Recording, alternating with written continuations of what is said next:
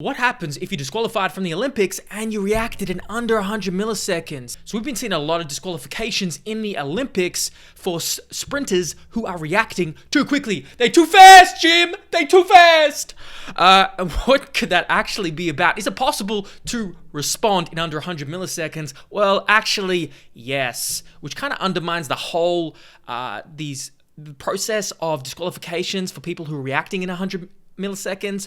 Let's explain it, the physiology of it. So, because you can work up your whole career, your whole life, 4 years, 5 years, you reacted too quick, your nervous system is too primed, you are too fast, action potentials are too quick, and you can get disqualified. All that work, all that life, for that moment, and some big-bellied guy comes along, puts a red flag, and ruins your life.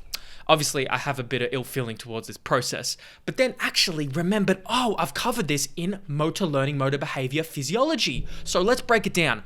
Can you react in under 100 milliseconds? So let's break it down. Number one, from the time it takes from an auditory signal to reach your brainstem, to go from the ear to the brainstem, it's about 10 milliseconds. Next step. Takes roughly 50 to 70 milliseconds from that signal, from the brainstem, to then action potential its way, nerve impulse its way down to the specific muscle site, down the spinal cord.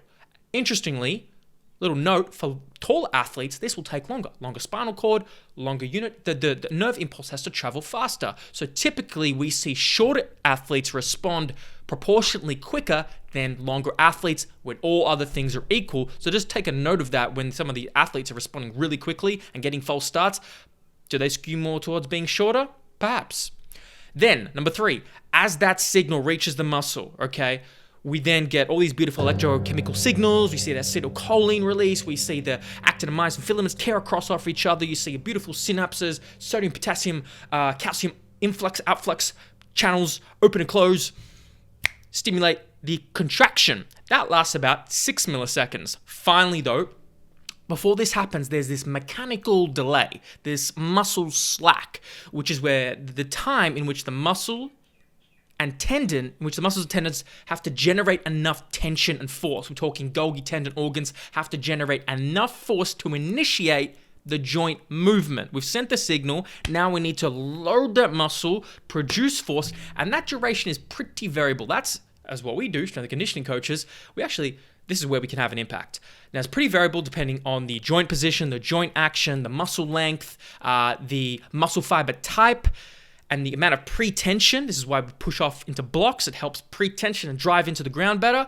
Sprinting research, we see this estimated around 15 to 20 milliseconds. Of course, we want to shorten this, but we can through training.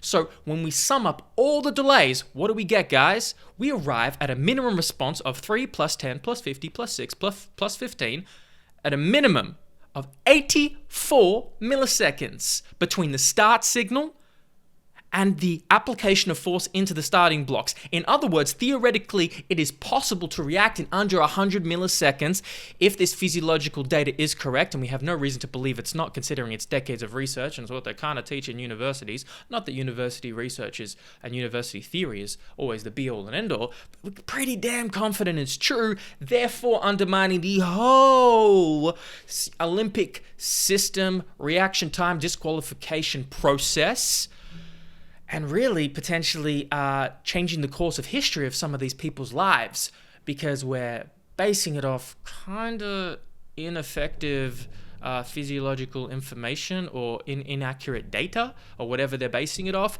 So really, there is a confidence interval with these things. There is an accuracy of somewhat, we are very confident that between this range and this range, 95% of humans will react here. But the problem about having a strict time is that anybody who deviates from them is considered jumping the gun, cheating, trying to anticipate. But in fact, they may actually be responding just quicker because they are more efficient through their nervous system, through their muscular tendinous unit, through whatever physiological system that they have trained, genetics, etc., that has allowed them to be quicker. But the problem is, when you have a strict number, when you have a black and white dichotomous type of thinking, you pass and fail, what happens is that a lot of people miss out. We saw Liz Clay false starts. We saw Oduduro from Nigeria. He responded in 0.96 seconds. Are we saying that it's not possible to respond in under a second, 100 milliseconds? Clearly we are, but clearly it's possible.